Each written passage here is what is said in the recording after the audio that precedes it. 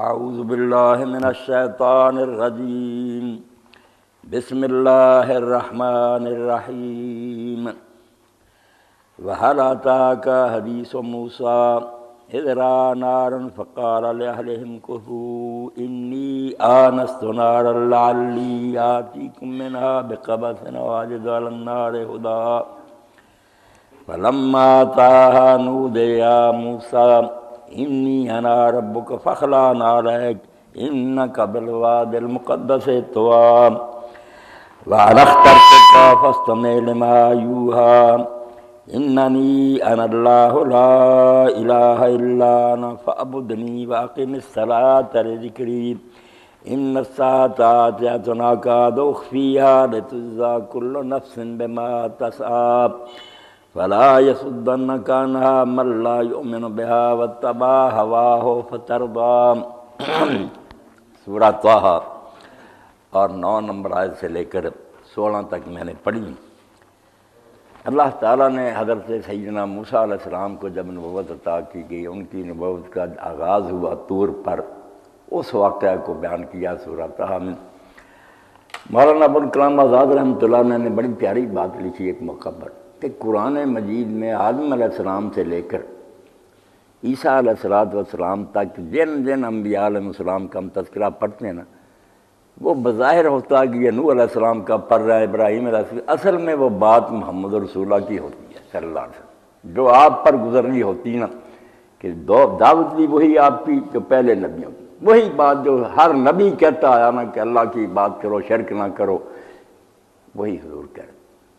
جس طرح مشکلات اور مصائب ان کو پیش آئے، دنیا نے دکھ دیا، تکلیفیں پہنچائیں، وہ بھی حضور بھگت رہے تھے آپ کے ساتھی، اور کامیابی بھی پھر اسی طرح کے ساری مشکلوں سے گزر کر آخر میں غلبہ، کامیابی۔ تو بات یہی ہے کہ جس طرح کسی شخص نے یہ پیاری بات کہی نا، خوش طرح باشد کے سر دل براں گفتہ در حدیث دیگراں، کہ بڑی پیاری بات ہوتی ہے کہ آدمی دوسروں کی بات کرتا رہے، کرے اپنے محبوب کی، لوگوں کو نہ پتہ چلنے دے کہ یہ اپنی کر رہا ہے، لوگ سمجھیں کسی اور کی بات کر رہا، مگر وہ بہانہ ہوتا ہے۔ اس لیے پورے قرآن میں حضور صلی اللہ علیہ وسلم کا نام ہی ان نبیوں کی جگہ رکھ دینا تو بالکل وہ بات آپ پر ہی چسپاں ہوتی ہے۔ سب کچھ وہی ہے، نام تبدیل ہوئے ہیں، سٹیج وہی ہے، کھیل وہی ہے، کردار وہی ہے، ایک طرف مخالف ہیں، ایک طرف اللہ کے نبی اور اس کے ساتھی ہیں۔ تو اللہ رب العالمین نے اس موقع پر حضرت موسیٰ علیہ السلام کا واقعہ بیان کیا، کیونکہ قرآن مجید کہتا ہے نا کہ رسول کریم علیہ السلام مسیل موسیٰ، باقی پیغمبر جو ہے نا ان کو وہ سارے مرحلے نہیں ملے جو موسیٰ علیہ السلام کو ملے، آخر اسلامی حکومت تک نوبت پہنچی، یہی جہاد اور وغیرہ سب حضور کو پیش آئے، باقی درمیان میں کچھ رہ گیا۔ تو اللہ تعالیٰ شوق دلانے کے لیے پھر حضور کو کہتا وَهَلْ أَتَاكَ حَدِيثُ مُوسَىٰ۔ مکہ میں جب آپ کو تکلیفیں دی جا رہی تو اللہ کہتا پیارے انداز میں کہ آپ کو موسیٰ علیہ السلام کی بات پہنچی ہے، شوق دلانے کے لیے حضور ادھر خیال کریں، اس کو یاد کریں کہ آپ کے ساتھ یہ انوکھا کوئی کام ہو رہا ہوتا ہی ہے۔ اِذْ رَأَىٰ نَارًا، جب انہوں نے آگ دیکھی رات کے وقت، رات تھی، مدین سے آ رہے تھے، مصر میں قتل ہو گیا تھا نا فرعون کے پاس رہتے ہوئے، پھر ان کو بھاگنا پڑا، قتل کا فیصلہ فرعون نے کیا، مدین چلے گئے، 10 سال وہاں رہے، بکریاں چرائیں، وہاں شادی کی، اللہ نے بیٹے بھی دے دیے۔ تو 10 سال کے بعد وعدہ کیا تھا ان سے جن کے گھر میں رہتے کہ 10 سال میں پورے کر دوں گا، بعد میں اپنے بچوں کو لے کر پھر مصر کی طرف چل پڑے۔ اب جب ایک جنگل میں آئے تو رات تھی، سردی بڑی تھی، بیوی ساتھ تھی، بچے بھی، نہ راستے کا پتہ چلا، اندھیرے میں کدھر جانا، سردی بھی تنگ کرے۔ تو پھر دور سے انہیں ایک آگ نظر آئی، اِذْ رَأَىٰ نَارًا، انہوں نے ایک آگ دیکھی، فَقَالَ لِأَهْلِهِ امْكُثُوا، تو اپنے گھر والوں سے کہا، بیوی بچوں سے کہ تم یہاں ٹھہرو، اِنِّی آنَسْتُ نَارًا، مجھے ایک آگ نظر آئی ہے، لَعَلِّی آتِیکُم مِّنْہَا بِقَبَسٍ، میں وہاں جاتا ہوں، شاید وہاں سے کوئی چنگاری لاؤں، شعلہ لاؤں تاکہ تم تاپ سکو، سردی سے جان چھوٹے، او اجد علی النار ہدیٰ، یا وہاں کوئی لوگ ملیں تو ان سے راستہ کا ہی پتہ کروں، میں وہاں جاتا ہوں، تم یہاں رک جاؤ۔ فَلَمَّا أَتَاهَا، جب موسیٰ علیہ السلام اس آگ کے پاس گئے، نُودِیَ یا موسیٰ، تو وہاں معاملہ ہی دوسرا تھا، آواز آئی کیا موسیٰ، انی انا ربک، یہ آگ وغیرہ کچھ نہیں، میرا جلوہ ہے، میں تیرا رب ہوں، فخلا نعلیک، اپنے پاؤں سے جوتیاں اتار دے، انک بالواد المقدس طوا، جس وادی میں اس وقت ہے پاک وادی میں، طوا اس کا نام ہے، مقدس جگہ ہے، اس لیے ادب کے طور پر اونچی اتار دی۔ وَأَنَا اخْتَرْتُكَ، اور موسیٰ میں نے ساری دنیا پر نظر ڈال کر اس زمانے کے لوگوں میں سے تجھے چن لیا۔ اللہ رب العالمین نے دوسری جگہ فرمایا اللہ عالم ہے سو رسالت، پیغمبری یوں ہی نہیں، یہ تو ہم میں مشہور ہوگی نا بات کہ موسیٰ علیہ السلام آگ لینے گئے اور انہیں نبوت مل گئی۔ صرف اتنا سن کر یہ قصہ پہلے نہ پڑھا کہ جب وہ ماں کے گھر پیدا ہوئے تھے اور ماں کو اللہ تعالیٰ نے حکم دیا کہ اگر تمہیں خطرہ محسوس ہو کہ ظالم اسے قتل کر دے تو دودھ پلا، جس دن خطرہ محسوس ہو اس کو تابوت میں بند کر کے نا دریا میں بہا دینا۔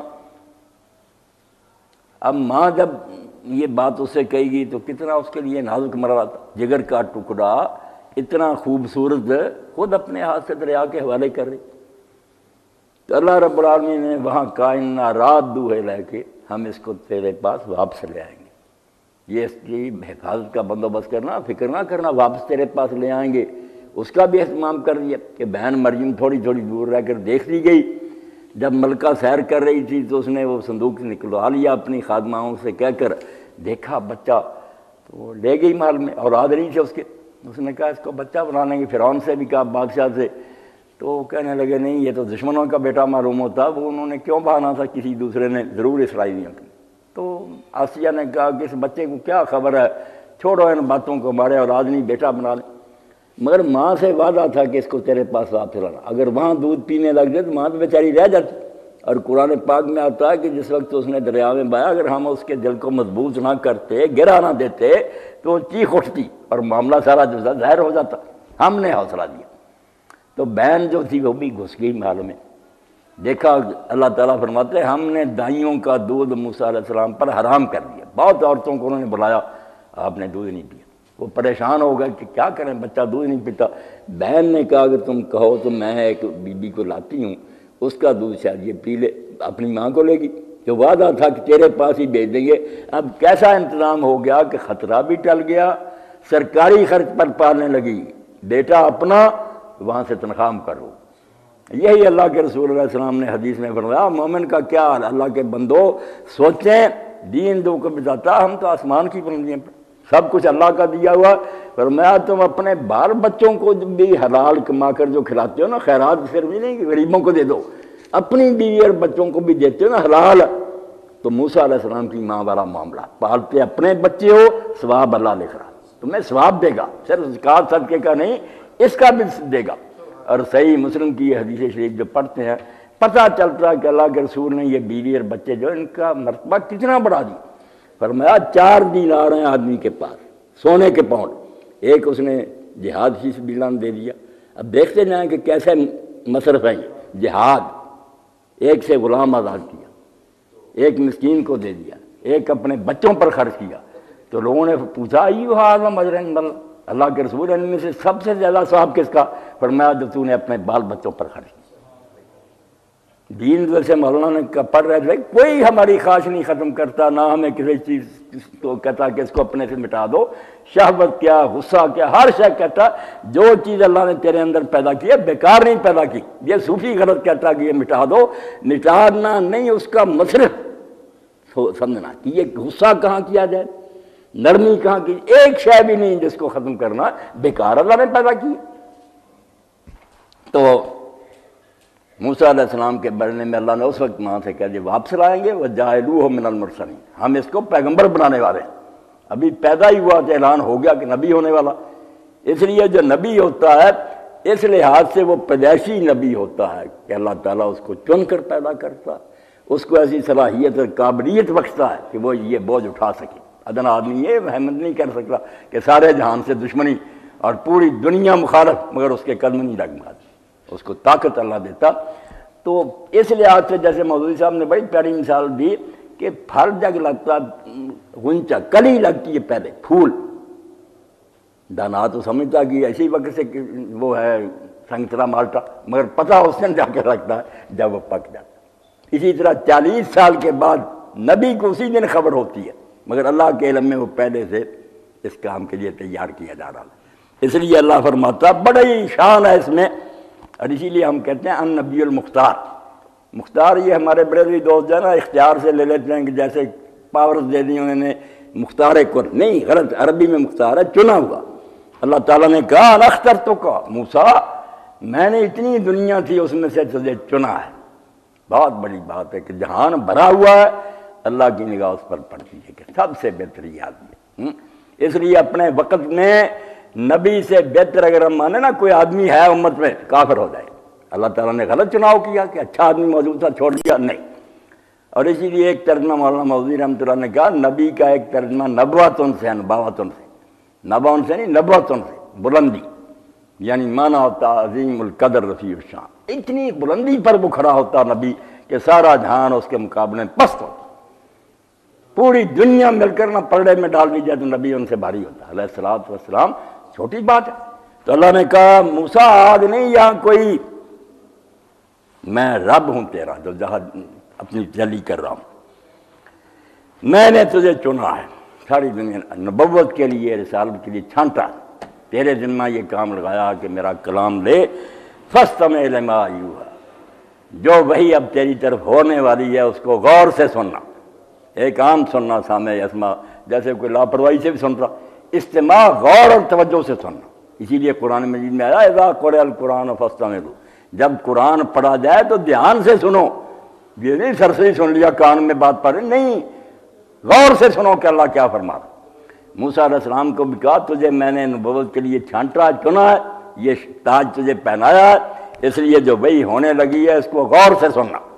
اب جو غور سے سننے کی باتیں کہی گئی سمجھ لیں وہ سارے نبیوں کی علیہ الصلوۃ والسلام تعلیم کا نچوڑ ہے. اس لیے میں نے یہ مقام چھانٹا کہ پہلی وہی میں موسیٰ علیہ السلام کو جو کچھ کہا گیا سارا دین وہ ہے. پہلی بات یہ کہی اننی انا اللہ لا الہ الا انا فاعبدنی. ایک بات تو اپنے دل میں بھی اٹھا، لوگوں کو بھی دعوت دی. اننی انا اللہ، کہ میں ہی اللہ ہوں. لا الہ الا انا، میرے سوا کوئی مشکل کشا نہیں ہے، کوئی حاجت روا نہیں، کوئی فریادیں سننے والا نہیں. الہ کا ترجمہ بالکل صحیح اپنی زبان میں ہے کہ جس کو پاور حاصل ہو اور وہ لوگوں کی مشکلیں حل کر سکیں. قاضی الحاجات، اختیار جس کے پاس نہیں وہ الہ نہیں.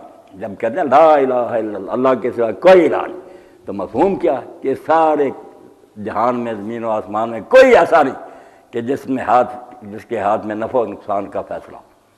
آپ مجھے کہیں کہ مولانا کچھ میری مدد کریں، اس کا فیصلہ بھی اللہ کرے گا کہ مجھے کرنے دینا ہے یا نہیں کرنے دینا. توفیق وہ دے گا، میں دوں گا پیسے، ورنہ اگر میرا ارادہ بدل گیا کسی کو کچھ نہیں ملے گا. اس لیے اصل بات نہیں الی اللہ ترجع الامور.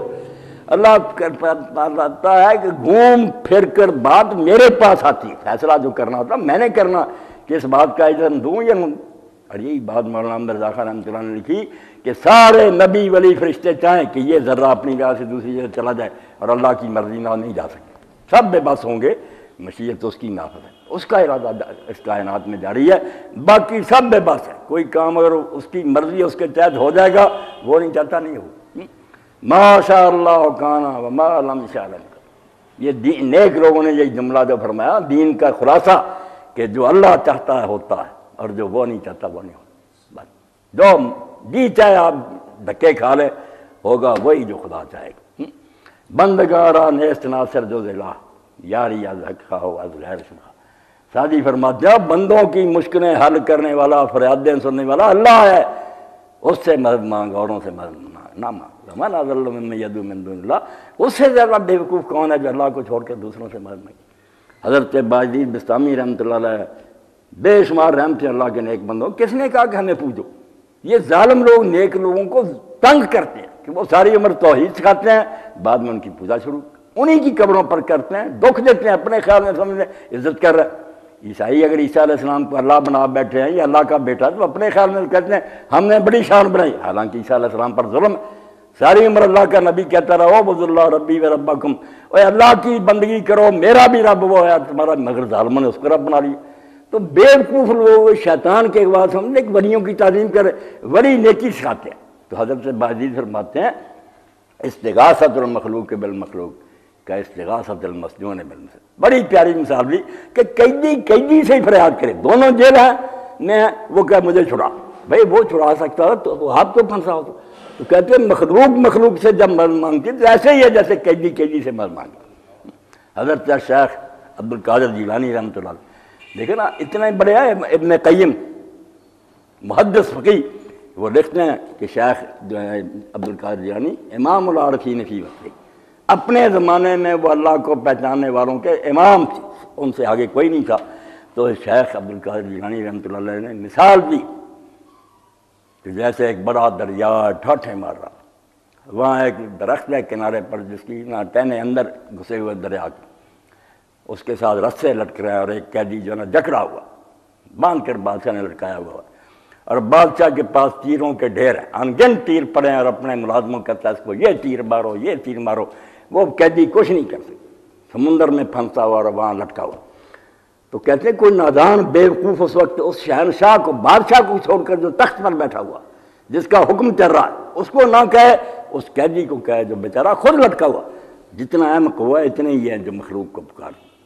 آپ نے دیکھتے ہیں کہ قرآن مجید میں انبیاء علیہ السلام کا تذکرہ، کوئی ان سے اونچا ہے؟ اللہ کے نبیوں سے بڑھ کر کوئی نہیں، ان کی مصیبتوں کے تذکرے کیے کہ دیکھ لو ان کا حال۔ ایوب علیہ السلام 18 سال بیمار رہے، اور سارے ان کا ساتھ چھوڑ گئے، بیماری سے جان نہیں چھڑا سکے، آخر چیخے انہوں نے اللہ سے فریاد کی، وہ بھی اس وقت کی جب ایک دوست دوسرے دوست کے جات، پھر دو دوست تھے جو ملنے جاتے تھے حدیث پاک، باقی چھوڑ گیا پھر۔ تو ایک نے دوسرے سے کہا یار مان نہ مان، ایوب نے ضرور کوئی ایسا گناہ کیا جس کی یہ سزا میں رہی، ورنہ اتنی بیماری لمبی 18 سال۔ تو ساتھی نے کہا میں تیری یہ بات یار حضرت ایوب سے ضرور کہوں گا۔ جب آپ کو سنایا پھر آپ اللہ کے ہاں میں گریہ داری کرنے لگے کہ اللہ میرا تو حال یہ تھا کہ میں اگر چل رہا ہوتا، دو آدمی لڑ رہے ہوتے نا، تو جھگڑے میں اگر کوئی کہہ دیتا اللہ کی قسم سچی ہوتی ہے جھوٹی، تو میں گھر میں جا کر کہ شاید اس نے یار جھوٹا ہی اللہ کا نام دے دیا، اس کا کفارہ خود دیتا تھا۔ میں نے کون سا گناہ کیا ہے مجھ پر تم لگا دی، میں تو تیرا سمجھ کر فیصلہ کہ امتحان ہے، تو اللہ تعالیٰ نے اسی وقت کا اور کو درج دی، مار زمین پر ایڑی، ہاذا مغتسل بارد نوش، ایڑی ماری پانی نکلا، فرمایا ٹھنڈا پانی پیا نہا۔ اور جب آئے تو حدیث پاک میں کہ بیوی پہچان ہی نہ سکی، خود تو بٹھا کر آئی تھی نا جھاڑیوں کے پیچھے حاجت کے لیے، اس نے کہا میرا لولا پنگلا خامد تھا کہیں دیکھا؟ انہوں نے کہا ہاں میں ہی وہ ایوب۔ اللہ کہتا ایوب 18 سال علیہ السلام بیماری میں رہے، اپنی بیماری نہیں ٹھیک کر، مجھے کہنا پڑا رب مسنی الضر وانت ارحم الراحمین، اے اللہ مجھے بیماری میں لاچار کر دیا ہے، تو سب سے بڑا رحم کر۔ حضرت یعقوب علیہ السلام کو دیکھ لیں، بیٹا گم ہو گیا، اللہ تعالیٰ وب نہ ہو من الحزن وهو قدیم، غم سے ہر وقت بھرا رہتا۔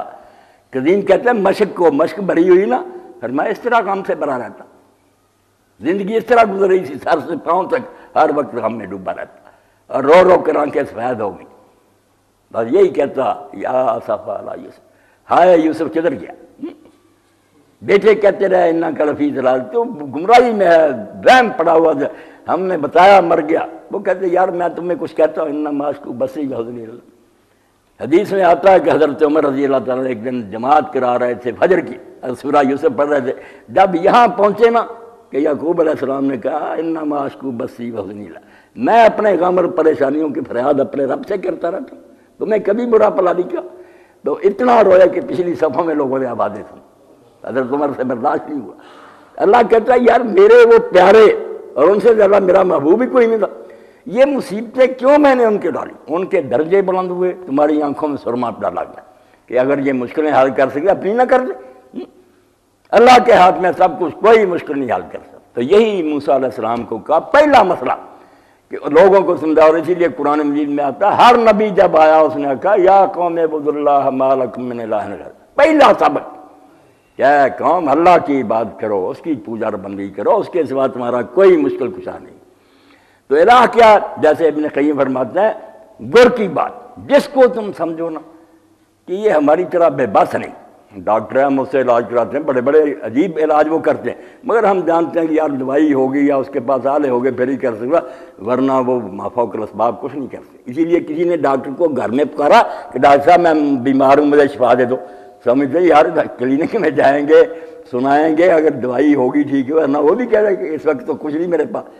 جن کو سمجھتے نا کن فیکون حاصل ہے، یا وہ خود اللہ ہے یا اللہ نہیں تو اس نے اس کو طاقت دے دی، کہہ دے ہو جائے گا. بس یہ طاقت اب جب کسی نے مان لیں گے نا آپ، یہ آپ نے اس کو خدا بنا دیا، وہ الہ بنا دیا، اور یہ ہے شرک. اس سے سارا دین تباہ. یہ اختیار اللہ نے کسی کو نہیں دیا. اسی لیے معجزے بھی ہے تو ہوا فعل اللہ تعالیٰ، وہ اللہ کرتا ہے اس وقت اس بندے کے ہاتھ میں، اس کی شان بیان کرنے کے لیے لوگوں کو سمجھے، ورنہ وہ بس ہوتا. آگے پیچھے اسی نبی سے کہتے ہیں لوگ، کہتا نہیں میرے اختیار میں کوئی لا اجد ما حملکم، میرے پاس کیا کہ میں تمہیں سواری دوں. عقل نہیں کرتے کہ معجزہ اللہ کسی موقع پر مناسب ہے. اسی میں انما الآیات عند اللہ، معجزے اللہ کے اختیار میں، نبیوں کے پاس. کئی جگہ قرآن پاک میں ہے کہ اگر میرے بس میں ہوتا جو تم مانگتے ہو کہ عذاب لے ہو تو اب تک قصہ ختم نہ ہو چکا ہو، میں تمہیں تباہ کر دیتا. فانتظروا انی معکم من المنتظرین، تم بھی انتظار کرو میں بھی انتظار کروں، اللہ کرے گا. یہ گہری باتیں توحید کو سمجھنے کی. تو اللہ کہتا ہے اس وقت پہلی وہی میں سمجھایا کہ موسیٰ اللہ میں ہوں اور میرے سوا کسی کے پاس کوئی اختیار نہیں، کائنات میں میرا حکم چلتا. فاعبدنی، جب یہ بات آ گئی تو اس کا پھر لازمی نتیجہ کہ پوجا میری ہو. پوجا کیا ہوئی کہ مشکل کشا سمجھ کر جو کچھ پھر کیا جائے، اس کو آوازیں دی جائیں کہ یا غوث یا شیخ عبد القادر جیلانی، یا اس کی نیازیں دی جائیں، یا اس کی قبر کی زیارت کے لیے سفر کیا جائے، یا اس کے دربار پر سجدے ہوں یا طواف ہوں، جو کچھ بھی نظر نیاز اس نیت سے ہوگی نا، کل دعائیں و ثنائیں و تعظیم ینشا من هذا الاعتقاد. جب یہ گندا عقیدہ پیدا ہو گیا نا کہ اس کے پاس بھی کوئی مخفی طاقت ہے جس سے دور بیٹھا بھی ہماری مشکلیں حل کر سکتا ہے، پھر جو تعریف کرو گے، جو ادب کرو گے وہ ادب نہیں رہا، شرک ہوگا. اور بندہ سمجھ کر ادب کرو کہ بے بس ہے، عاجز ہے، کوئی مشکل نہیں حل کر سکتا. مگر اس کو اللہ نے شان زیادہ دی ہے، اس لیے ہم اس سے محبت کریں، تعظیم کریں. پھر بسم اللہ بسم اللہ، یہ تعظیم تو مانگی گئی. حکیم صاحب جو حدیث سنا رہے تھے، جو رویا منامی تھی کہ حضور نے خواب میں اللہ کو دیکھا، اللہ پاک نے اپنا دست مبارک رکھا، لمبی سنی آپ. آخر میں جو دعا سکھائی حضور کو اور ہمیں سکھائی، اس میں آیا کہ ہم تجھ سے مانگتے ہیں کہ تیری محبت بھی ہمیں نصیب ہو جائے، جو تجھ سے محبت کرتے ہیں نبی ولی نیک، ان کی محبت بھی ہمارے سینوں میں آ جائے، اور وہ عمل جس سے تیری محبت حاصل ہوتی ہے اس سے کی محبت. تین محبتیں، اللہ کی محبت، اس کے نیک بندوں کی محبت، اور ان کاموں کی محبت جن سے پھر محبت پایا تکمیل تک پہنچ. اگر کرے کرائے کچھ نہ محبت نہیں، وہ عمل بھی ہمیں پھر کرنے کی توفیق دے نا جس سے تیری محبت جو ہے نا اس کو ہم حاصل کر سکیں. نماز، خیرات، ذکر، اذکار. تو اللہ رب العالمین ادب یہ تعظیم بالکل جائز، جتنی جی چاہے ہو، کوئی خطرہ نہیں. آپ اگر یا رسول اللہ بھی پکارے مگر وہ حضور سے محبت اور شوق کی وجہ سے، صلاۃ و سلام کے طور پر، سلام اے آمنہ کے لال اے محبوب سبحانی، سلام اے فخر موجودات فخر، کوئی حرج نہیں، ذرا برابر کوئی حرج نہیں. عین ایمان اور دین ہے. اگر پکاریں گے کہ حضور مشکلیں حل کریں، ہماری فریاد سنیں، جیسے بعض لوگوں نے، وہ ان کی اپنی جان نہیں. مشکلیں حل کرنے کے لیے اللہ ہی ہے، اس سے مانگنا محبت، شوق، پیار سے. آپ دن رات الصلاۃ والسلام علیکہ یا رسول اللہ پڑھے، کیوں چیڑ کرتے؟ یہ وہابی حضرات بھی سوچیں کہ السلام علیکہ ایھا النبی جو پڑھتے ہیں تشہد میں، اس میں اور اس میں کوئی فرق ہے؟ اے نبی تجھ پر سلام، ادھر بھی ہے اے نبی تجھ پر درود و سلام، وہی حاضر کا لفظ وہاں ہے علیکہ ایھا، یا ایک ہی حرف ندا. فرق صرف نیت کا. اگر شوق میں، محبت میں، آپ کی یاد میں آپ رو رہے ہیں تو ٹھیک ہے، جتنا جی چاہے کرے، پیاری بات. اگر آپ نے اللہ کی جگہ بٹھا دیا کہ اب اللہ ریٹائر ہو گیا، حاجتیں پوری کرنے کے کام حضور کے تباہ ہو گئے سب. اس لیے آپ فرماتے تھے جب بھی کوئی کہتا کہ آج جعلتنی للہ، ایک بندے نے کہہ دیا کہ جو اللہ چاہے آپ چاہے، تو نبی علیہ السلام نے فرمایا جعلتنی للہ، تو نے مجھے یار اللہ کے ساتھ شریک بنا دیا کہ دو مل کر فیصلہ کرتے، اللہ چاہے اور میں چاہوں. بل قولوا ما شاء اللہ وحدہ، یہ کہا کرو کہ جو اللہ اکیلا چاہے. تو مشکل کشائی، حاجت روائی یہ اللہ کے لیے رہنے. اور آپ قرآن میں دیکھیں تو حیرت ہوتی ہے کہ سجدہ بھی اللہ نے کئی شریعتوں میں برداشت کیا. میرے سوا سجدہ کر لو، رب سمجھ کر نہیں، ادب کے طور پہ. باپ کو کر دیا، بادشاہ کو کر دیا، کر. فرشتوں نے کیا، یوسف علیہ السلام کو کیا. نبی علیہ السلام کے دین میں کہ لوگ بہانہ بنائیں گے، کریں گے سجدہ پوجا کے لیے، کہیں گے کہ تعلیم نے یہ دروازہ بند کریں. مگر دعا کبھی نہیں اجازت دی پورا قرآن کھنگال لو، اتنے نبی گزرے تھے، بعد والے کسی نبی نے مشکل بنی تو پکارا کہ آدم میرا یہ کام کرا ہے، نو میرا کام، اللہ نے کہا ایک ہی تو کام ہے جو میں نے اپنے ہاتھ میں رکھا کہ مشکلیں میں، یہ بھی دوسرے کرنے لگے میں پھر بیکار ہی ہو گیا۔ حاجت روائی کے لیے تو تم نے معبود کو پکارنا، جب حاجتیں دوسرے خام خواہ میرے دفتر کے چکر لگانے تم، اسی لیے مشرک آدمی پھر اللہ تعالیٰ کو بھول جاتا، اس کے ذکر یہی ہوتے ہیں یا معین الدین چشتی یا فلاں، اللہ نہیں آتا موقع۔ اور جب موحد ہوتا وہ کہتا یار ادب تعظیم کی بات ہوگی تو ہم ان کی خاک پا جو نا، پاؤں کی خاک اس ولی کی اپنے سر کا تاج سمجھیں، ہماری آنکھوں کا سرما ہے، انہیں کے سامنے دین ملا، مگر خدا کو خدا رہنے دو، بندگی اس کی کرو۔ اس لیے پہلی بات جو موسیٰ علیہ السلام کو پہلی وحی میں کہی کہ سن لے میں ہی اللہ ہوں، میرے سوا کوئی الہ نہیں، کوئی مشکل کشا نہیں، فاعبدنی۔ اس لیے مشکل کشا سمجھ کر جتنے کام کیے جاتے ہیں نا کہ اس کا نام جپنا، اس کی نیازیں دینا، اس کے گھر کا طواف کرنا، اس کو یہ سارے میرے، یہ نہ کسی کے لیے کرنا۔ اور دوسری بات جو کہی واقم الصلاۃ بے ذکری، اگر یہ چاہتے ہو کہ میری یاد تمہارے سینے سے نکل نہ جائے، تم کسی وقت بھول نہ جاؤ، راستہ تم نہ بدل لو، تو مجھے یاد رکھنے کے لیے نماز کو باقاعدگی سے ادا کر رہا ہے، یہ پہلا حکم ہی مل رہا ہے نماز۔ اسی لیے اللہ کے رسول علیہ السلام نے بار بار سمجھائی یہ بات کہ دین کی جڑ اور بنیاد نماز ہے۔ اب چونکہ رسم رہ گئی، جو ہم پڑھتے ہیں تھوڑے بہت لوگ دیکھتے ہیں یار اثر تو کوئی نہیں، یہ بھی برے کام کرتے ہیں، نماز ہوگی بدنام۔ ورنہ نماز جو ہے قرآن مجید سورہ مریم فرماتا فخلف من بعدهم خلف اضاعوا الصلاۃ واتبعوا الشہوات فسوف یلقون غیا، امتیں برباد ہی اس وقت ہوئی ہیں جب نبی کے بعد نالائق نسلیں آ جاتی نا، بعد والے نماز چھوڑ دیتے، اور اس کے نتیجے میں پھر کیا ہوتا، بے لگام ہو جاتے ہیں، جو جی چاہتا زنا شراب میں سب آ جاتی ہیں اور تباہ ہو کے رہ جاتی ہیں۔ نماز محافظ ہے۔ حضرت سیدنا عمر ابن خطاب رضی اللہ عنہ کی گشتی چٹھی پڑھتے ہیں، گورنروں کے نام لکھا ان ہم مورک من الصلاۃ، میں نہیں دیکھوں گا کہ علاقے میں کیا کیا محکمے چل رہا ہے، میرے نزدیک سب سے پہلا کام ہوگا کہ مسجدیں ہیں، امام ہیں، بعد نماز ہو رہی ہے، اذانیں، اہم کام جو ہے نماز، جو نماز قائم کرے گا گورنر، میں سمجھوں گا اس نے باقی دین کی حفاظت کی۔ جہاں نماز ہی نہیں ہوگی میں کہوں گا فواز لما سواز جا، جب نماز برباد ہے باقی دین کیا ہوگا۔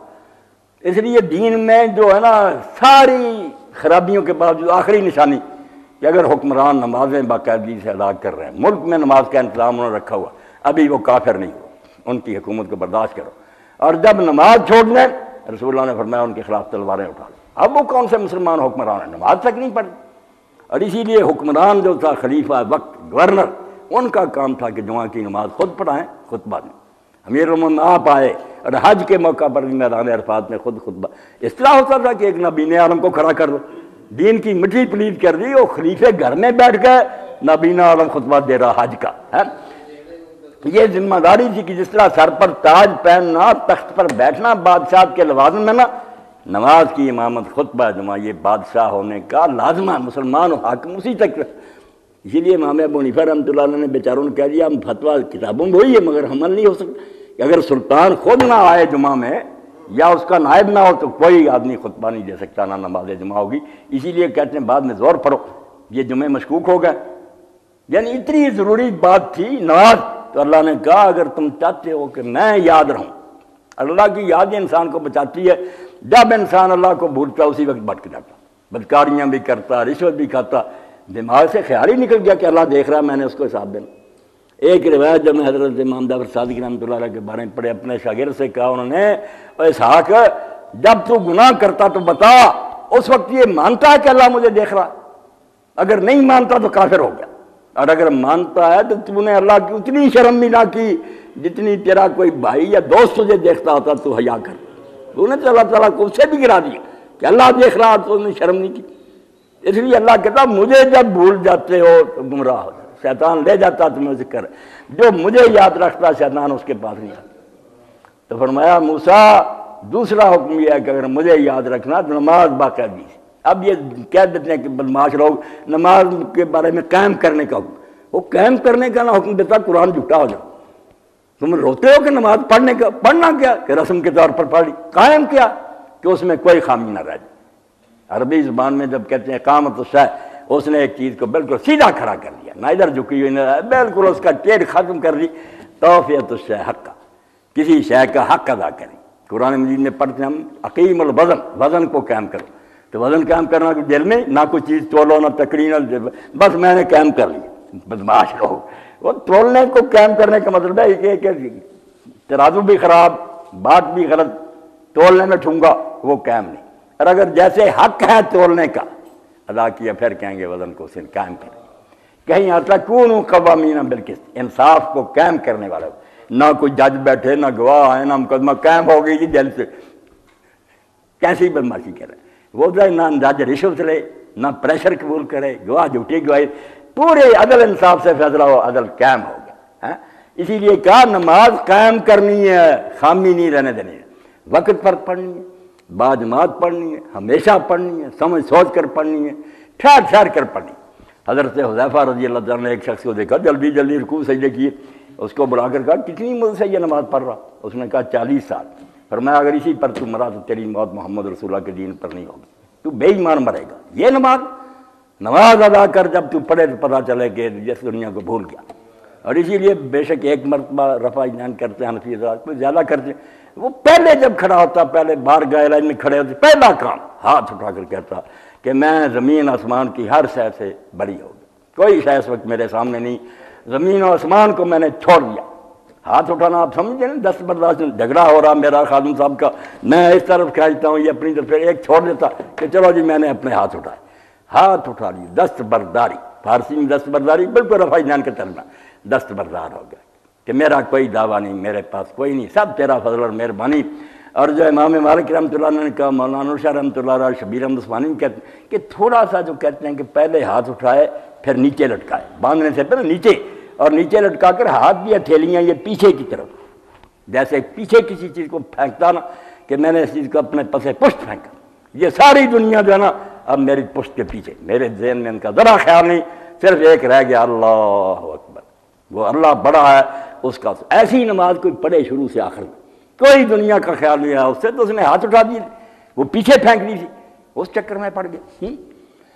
تو چلو بات ختم ہو رہی. میں نے ایک شخص کا پڑھا، بہت نیک آدمی تھے، شاہ ولی اللہ رحمۃ اللہ علیہ کے شاگرد نے رفیع الدین صاحب، ایک بیٹے ہیں ایک شاگرد سے مراد آباد. انہوں نے اپنا حج کا سفر نامہ لکھا، جو سفر نامے ملتے ہیں نا انڈیا میں کہ حج کے حالات، وہ ان کا ملتا ہے رفیع الدین مراد آبادی. وہ دیکھتے ہیں میں جب گیا بمبئی کی طرف، وہاں سوار ہونا تھا بحری جہاز میں، تو راستے میں جس جگہ جاتا پتہ چلتا کہ یہ فلان نیک آدمی کی خبر ہے یا اس کا امکان ہے، میں وہاں جاتا دعا کرتا. تو مجھے لوگوں نے بتایا کہ یہاں ایک محمد نافع بزرگ گزرے، ان کے بارے میں نے کہا کہ ان کی کیا بات؟ تو کہا انہوں نے کہ یہ باشندے تھے، کپڑا بننے کا کام کرے، جن کو ہم جلائے کہہ دیتے.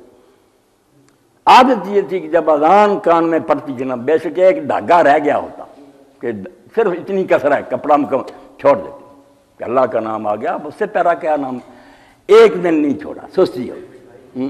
اور جب وہ گئے مسجد میں تو انہوں نے ڈول لٹکایا پانی نکالنے کے لیے، تو ڈول میں پانی نہیں آیا، اشرفیاں آئی، سونے کے پاؤنڈ آئے. تو بجائے خوش ہونے کے کہ آج نماز قبول ہوئی، پانی جو نا دوبارہ پھینکا اور سجدے میں گئے. بڑا روئے کہ میرے جرم کی سزا ملی کہ میرے نام کا اتنا ادب کرتا تھا، آج دھاگا مکمل کرتا رہا. ابراہیم الصادق امام ابو حنیفہ رحمۃ اللہ علیہ کے ساتھی ہیں ابو مسلم خراسانی، انہوں نے شہید کیا. وہ سنار تھے، ایک ضرب کا حدیث میں آتا ہے کہ صرف ایک ضرب لگا دینا تو زیور مکمل ہو جاتا تھا، نہیں چھوڑ دیتے تھے وہاں کہ مؤذن نے کہہ دیا اللہ اکبر، اللہ سے بڑا آپ کون ہے کہ میں اس میں لگا.